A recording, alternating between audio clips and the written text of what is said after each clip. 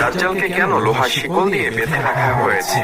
সহিহ হাদিস থেকে পাওয়া যায়, আজ থেকে 1450 বছর পূর্বে তামিমাত দারি নামক একজন খ্রিস্টান ব্যক্তি তার সঙ্গীদেরকে নিয়ে জাহাজে সমুদ্রে যাত্রা করেন। হঠাৎ সমুদ্রের মধ্যে ভয়ঙ্কর ঝড়ের কবলে পড়ে তারা পথ হারিয়ে ফেলে এবং তারা অজানা রহস্যময় একটি দ্বীপে পৌঁছে যায়। তামিমাত দারি ও তার সঙ্গীরা দ্বীপে নামার পর দেখতে পান একটি পশুর মতো অদ্ভুত চেহারার এক প্রাণী, যার গোটা শরীরে কালো পশম দিয়ে ভরপুর। প্রাণীটি বলে, আমি হলাম এখান করা গোয়েন্দা। প্রাণীটি তামিমাত দারি ও তার সঙ্গীদেরকে বলল, তোমরা ওদিকে ওই গুহার মতো স্থানটিতে যাও, সেখানে একজন ব্যক্তি তোমাদের জন্য অপেক্ষা করছে। তামিমাত দারি ও তার সঙ্গীরা সেখানে গিয়ে দেখলেন একটি বিশাল দেহের ব্যক্তি, যার হাত পা লোহার শিকল দিয়ে বেঁধে রাখা হয়েছে।